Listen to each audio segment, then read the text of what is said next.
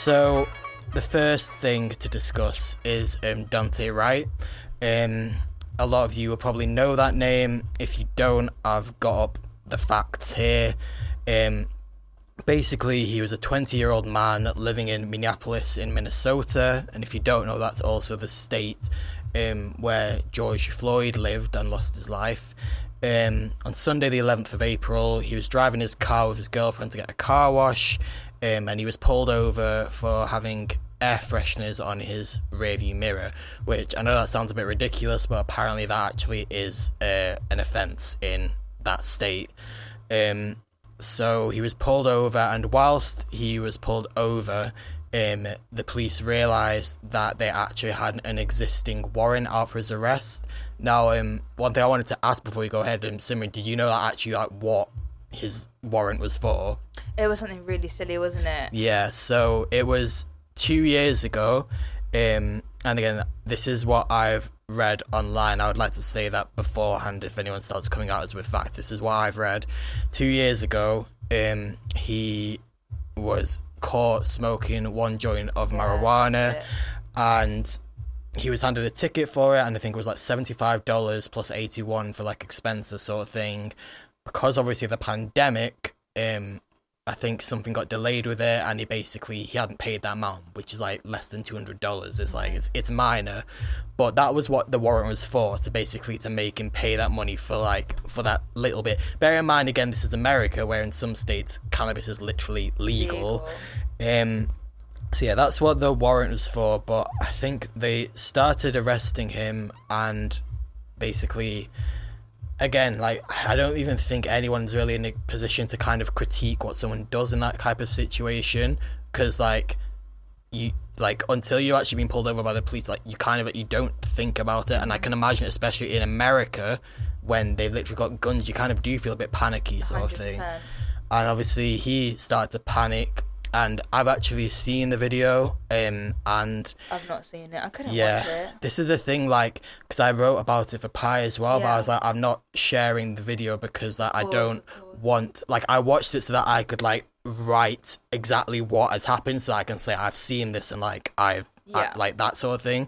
But like, there's a whole conversation about how we are getting incredibly like desensitized to just seeing 100%. black men or black people being killed, and it's just like, we just it's the norm. And I know that because like when I saw this, I was still it still was really bad watching it, but like it just doesn't hit you like that's just like it's got to a point now, it's so senseless, and now we're so used to seeing these kinds of videos where we don't even acknowledge the like scale of what we're watching anymore. Like, it doesn't even trigger anything in us anymore. That to the point where you don't feel anything anymore watching it. Yeah, it's disgusting and it's horrible to watch, but we've just got to a point now where that kind of stuff doesn't have the same impact that it should. But it is frightening. With regards to what actually happened, so again, like, the reason why I was saying I've watched this, because I literally saw that he actually was the least amount aggressive ever. It was that, I don't understand. I think there's also questions to be raised about the way in which they were actually arresting him, because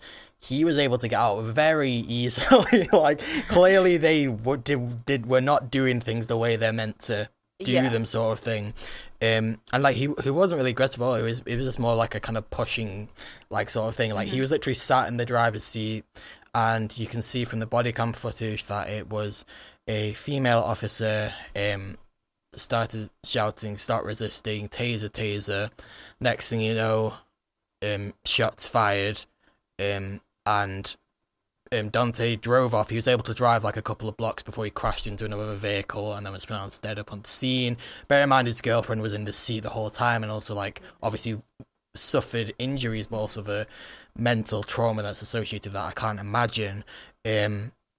But yeah, and you see, like, because it's the body cam footage of the female officer that shot him, she was immediately afterwards like, oh, I shot him. Oh, like, you know what I mean? Like, sort of like surprised. And basically, the story that's come out afterwards is that she meant to use her taser, but used a gun.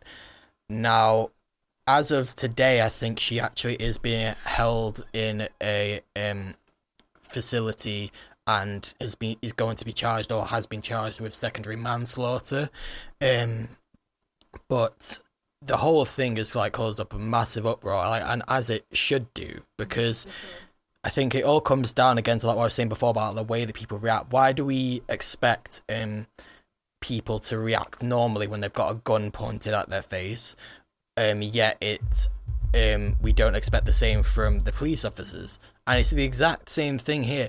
Why? And this person, I think I saw, they were in the I think it was like 25 years they were in the force for. So like, if they've been in the force for 25 years, how do they not know the difference between a taser and a gun? And even if you are someone that's like a newly trained professional, if you're being given a weapon that can actually take away someone's life just like that, why are you like you need to know? Like, I'm not. I think we can kind of have a discussion now about like, the feeling of guns anyway. Like, I'm literally like, I don't understand. This is one reason why I have no desire whatsoever to ever live in America. Never. Like, the thought just like terrifies me. Yeah, like growing up, I feel like you see America and you're like, that looks amazing. Yeah. That's so much better than the UK. Like, that's like the ideal place. Everyone has like a plan to go live in America somewhere. Then you grow up and you actually realise what the reality of living in America is like, and it's just like, Yeah. I'll pass. Yeah. Have you ever Like, been I'm to good. America? I've been to New York. And I really enjoyed it, but even while I was there, I knew like I could Just never ever live apprehensive. here. Like, it would never. You didn't even feel safe being there. Yeah. No, like, you're just constantly like, it's kind of like, I sort of sometimes feel that way when I'm like in airports sometimes, or like, you know, or when you're on a plane, you're kind of like constantly like On edge a little on bit. edge a bit, like, oh, like we could crash, like we could do that. You're like It's, that the whole time in constantly there. America. You're You'll like, be in like a shop and you could be like, anybody here could have a gun. yeah, Anyone could have one under their thing. I don't know how it works in whatever state, but, you know, you can have concealed carry, you can't have concealed carry and stuff like that.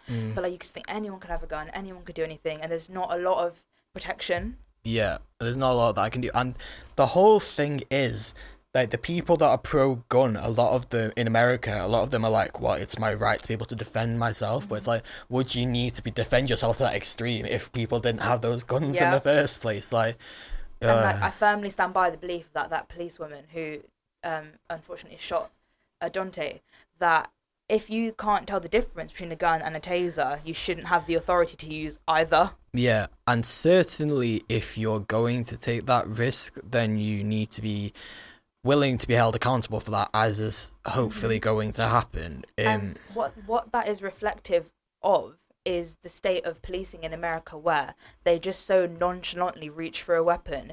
She couldn't even take the time to decipher, oh, this is not my taser, this is a gun. Yeah. And whilst literally yelling taser. Yeah, and using it anyway. The thought process must have been so quick to just literally go down and grab a weapon and use it. And she couldn't even like make the difference. And again, this is not me even condoning that if Daunte had a weapon, but like Daunte, it wasn't even like she was thinking, oh my gosh, that I could die right now. They've got a gun and they might be about to shoot me. Literally, he was sitting in the driver's seat about to drive off. Yeah. Be out of your hands. Her like, life was not threatened. Like, fair, you can like pursue him later. Like, this is a warrant over a marijuana charge. Yeah. Like, literally. It's a joke. Like, the amount of things that people get killed for in America, black men especially, like toy guns, you know, like kind of resisting arrest when you're not even resisting arrest, silly warrants like this, a lot of marijuana charges and stuff. People get arrested for. It's just ridiculous. Yeah. I think that's why people found it quite disturbing when you see a lot of these like cool like documentary type things about these people in other areas of America, especially when they're white individuals that are able to take advantage of the fact that weed is legal there, and they start these businesses, and it's like, oh, they're so innovative, they're starting these businesses, when you literally have so many people, especially black people, that are incarcerated across the USA, but for just having a small bit of Exactly. that, and yet they're being praised for being innovative and like starting this business around it. Like, well, exactly to your point, that people are getting literally murdered over cannabis charges from a year ago, pre-COVID times, for less than $200 worth of like marijuana that they had on them, or what if $70 plus tax or whatever it was. So a very, very, very insignificant amount of money versus the people that are making multi-million, if not billion-dollar organizations and corporations based off of the marijuana business in America. The juxtaposition is crazy. You know what it is as well? It's that we all know like this system of mass incarceration just serves because there's so many private prisons in America. It's like people say slavery never ended. It just turned into mass incarceration because literally they're just making money off largely black populations in America. Like, and the whole like 3 strike thing. It's like you can have 3 minor offences, and once you have that final 3rd one, you can get locked up for a very long time. And it's so easy for people to kind of fall into that. Like, America is like a video game at this point. Like, it's such a joke. The fact that like Joe Biden came out the other day and literally, this is a slightly separate issue, but spoke about the mass shootings in general that have occurred in 2021 alone. I think in like Indianapolis and somewhere. There's been like 3 this year alone, and like they've been like very serious ones, or 3 maybe in like the last month. Basically in a very small time frame. I'll fact check, but he just said he called it a national embarrassment. Do you know what I mean? It is.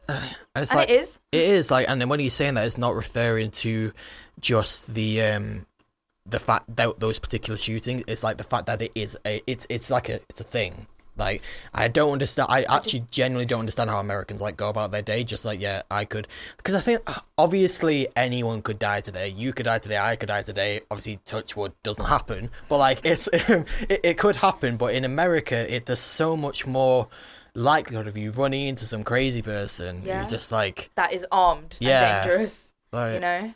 And we'll come on to the shooting in Indianapolis in a second, but just whilst we're on the topic of police dealings with shootings, I wanted to tell you about Adam Toledo, which I don't think you'd heard about. So just to fill you in on that.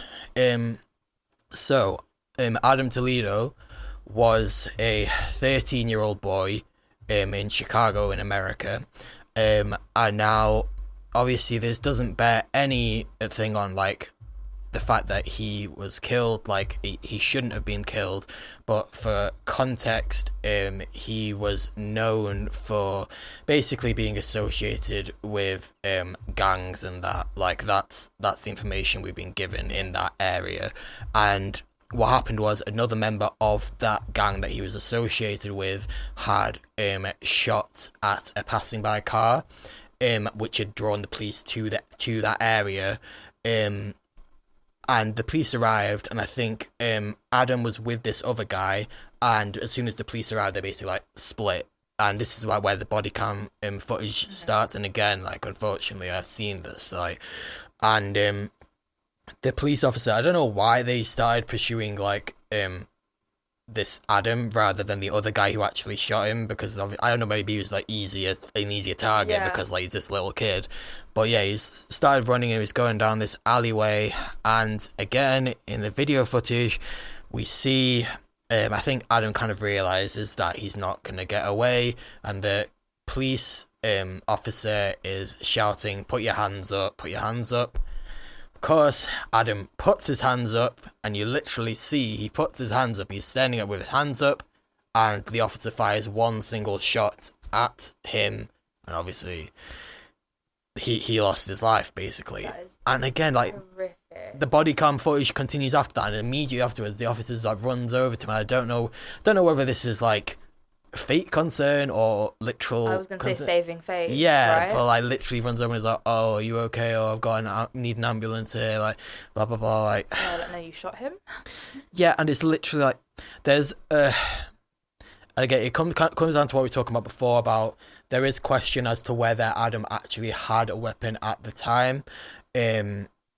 But then the point is he had his hands raised up in the air, and there's a whole. I know time goes by really quickly in those circumstances, but there's like a whole second where he's literally up there with his hands in the air, and then he gets shot. It's awful. It's like, why are you not trained to deal with these situations? Like, also, on one hand, if you wanted to shoot the gun to scare him, to be like, yeah, the weapon, I have a weapon and I'm not afraid to use it kind of thing, shoot it up into the air. You don't have to aim it at his body and then fire it. Not that he should have been firing it at all, I need to add. But And also on the other hand, even if he had a weapon, not saying he did, but even if he did and pointed it at the police officer, how could a 13-year-old fire a weapon better than a trained professional? Yeah, it's like even if like people, because this is the thing, all the people that it sounds so horrible to say, but they're actually people that are trying to justify this online, and they're coming at it with basically saying, yeah, he was associated with this gang and that gang, whatever. But you can't look at people's past when it comes to stuff like that. At the end of the day, a 13-year-old boy has lost his life at the hands of a law enforcement officer who's supposed to be protecting those people, and it raises the question of, if you really want to look into someone like that's past, what are we doing to change the past of those boys and young people that live in those environments to stop that happening again? Not to use that as a scapegoat, as to a justification for why he's now been killed. And it really annoys me as well, because there's always those people that are kind of like, and again, I know this because it's when I wrote pieces on the police anti-police bill protests that have been happening here, and I shared them with various groups in the Manchester area. The comments, I don't want to get into it too much, but like they're overwhelmingly negative, and the one message that I was getting mainly was, don't do anything wrong and you won't get arrested. If you don't do anything wrong, if you stick to the law, then like nothing bad will happen to you. But it's just like, that's not true. Like, yes, Daunte Wright and Adam Toledo did things against the law, but they were nothing that would have warranted their life being taken away so senselessly. Yeah, and Adam Toledo, for example, he literally had his hands up in the air. He was. But that's a child as well, regardless of any circumstance, criminal history, convictions, or his history in general, what kind of background he comes from, or anything of the matter. That is a child, you know, and that blood is now on that officer's hands, no matter how much concern he wanted to show for the body cam. And again, it comes down to this, like, if we're gonna give anything the benefit of the doubt, I suppose we can kind of say that it's a problem also with police training. Like, let's hope that this officer wasn't literally thinking, right, I might as well kill him. Like, they didn't have that, like, intent. But if it is that, I think I saw something and it was like, I think police officers have maybe like 2 weeks training in America or something ridiculous. Like it probably varies by state or something, but there might be some states that are like that little amount of time, which is absolutely insane. And you're giving them guns, you're telling them they are officers of the law, they are meant to enforce these books, and I think that's a kind of an issue with police on a global scale, is that obviously law is necessary in order for us to live in a society in which people follow rules and adhere to certain principles, etc. But when you don't necessarily think that much about who you're giving that power to enforce it, that's when obviously people are going to take advantage of that. Power is going to fall into the wrong hands. And there's kind of like this assumption that a lot of the people that go into this profession probably harbour feelings of resentment, which they then want to kind of take out when they're in this role. Yeah. And it's not me saying that is the case, but there's a presumption that that is the case. And if I'm being honest, they're not doing that much of a good job of proving otherwise. They're not doing that good of a job of like proving otherwise, that they are actually like, I don't know. The potential is that you've got the power for people who have their own agendas and their own intentions for the world, and based on their own like personal circumstances and history in themselves, you know, unresolved trauma and all that kind of stuff. You're giving them weapons that have the power to take lives away, and you're on the scale, and especially in a country like America where they're just, in a sense, like they just believe a certain like set of principles that reflect a conduct that in some ways is always like is biased towards, you know, white people in a sense, and like definitely or like a certain demographic of people, and when that power falls into the wrong hands, that's when you get situations like this, and that just reflects so poorly on the kind of standard of policing. How many people do you think have been killed so far by police in America? Is it over 100? 300? It's 265. My goodness. And that's like, it's not even 4 months, it's like 3.5. Yeah? Like, 2021? yeah. Oh my god, I think it's 2020. No, this is like in the past, since January the 1st, 2021. Oh my god, I said 300 for 2020. No, 265 Mad. so far in America. I can't even get my head around that. It- That is just heinous. Yeah, I think looking at the time, probably have to move off like Yeah. the topic of police and that. But Simran, do you want to take the head on this most recent shooting which happened in Indianapolis, which I know a lot of the victims were actually Sikh, weren't they? Yeah, so unfortunately, what happened a couple nights ago, I think now? Yes, last night or maybe the night before? About 11 o'clock American time, a 19-year-old FedEx ex-employee basically came to his place of work, and police say that he literally just got out of his car and just started shooting his rifle aimlessly, and he just, like, as soon as he got out of the car, he just started shooting. Unfortunately, 8 people have died and 7 others have been injured, and a lot of the people who were affected belonged to the Punjabi community, and that place, that FedEx workplace, is known for employing people from that community, from the Punjabi community, and known for employing immigrants and people that don't speak English as their first language, that are non-fluent English speakers. So the place is known for that. The shooter himself was an ex-employee, so we most definitely knew that. He actually killed himself on site, so we actually can't obviously get a motive. Well, we can, but we can't get an obvious one. Yeah, I've got this stats. About 90% of the workers there have Indian heritage. Yeah, this massively Indian there, and obviously 4 of the 8 victims were Punjabi. Some of the injured people were Punjabi, and they were just, people that were working their jobs. And I think it's another thing where, like, I spoke about this when we spoke about the farmers' protest a while ago, but the cameras aren't recording. But it ends up being like a really big hit, I think, when it happens in our community, because it's such a small community. So when we see like the photos of people who have been affected, when you see the photos of people at the farmers' protest, the photos of people that have been victims of like this crime, for example, when they all come out, it really hits hard, because I feel like as a Punjabi, you do have such a strong tie to your culture, your heritage, and your roots back home. So when you see something happen this adversely to somebody who looks like your grandma or granddad or a family member, dressed in that way, like with a turban on the head, or with what we call a chunni, like the head covering, it's devastating, and it really, really, really hits home.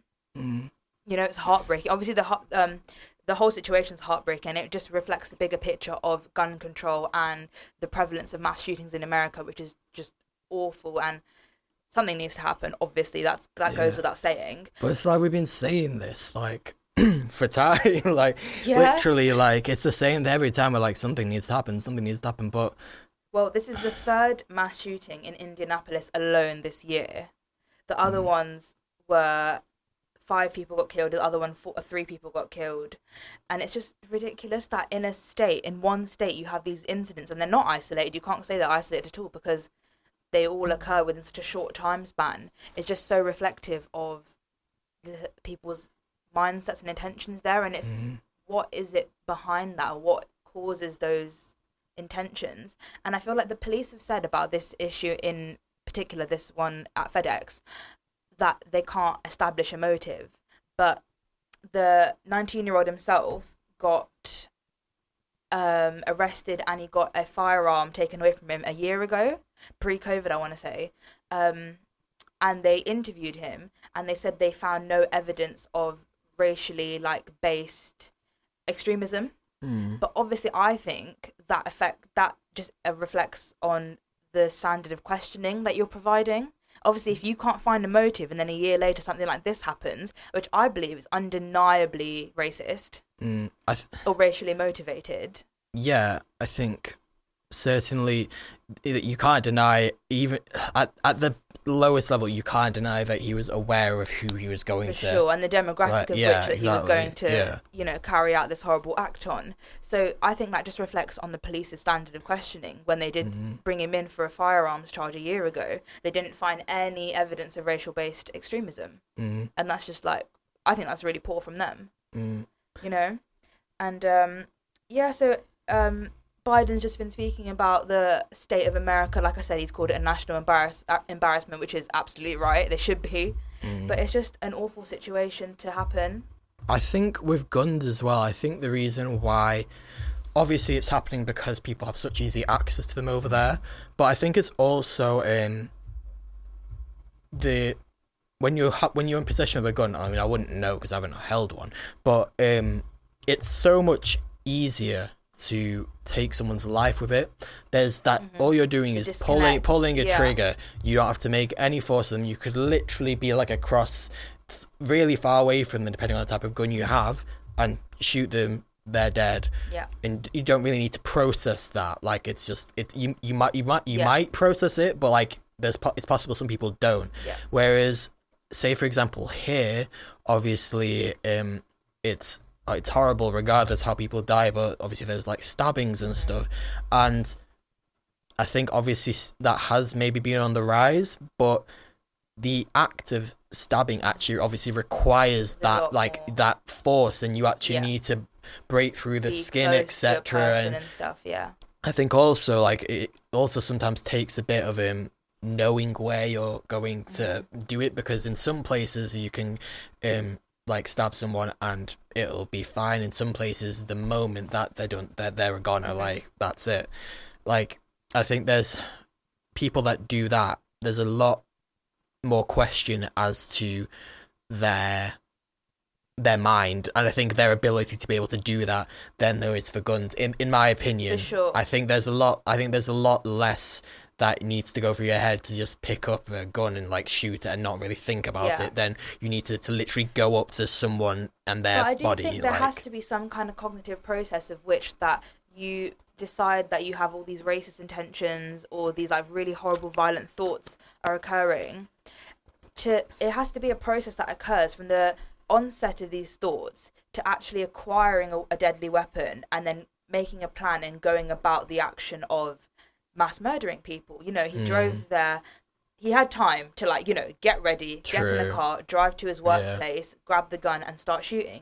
That is not, like, normal. Senseless in a sense. Like, he's thought about it. He knows what he was doing. He had an intention. So how far, like, away from reality do you have to be at that point to get to that level of depravity?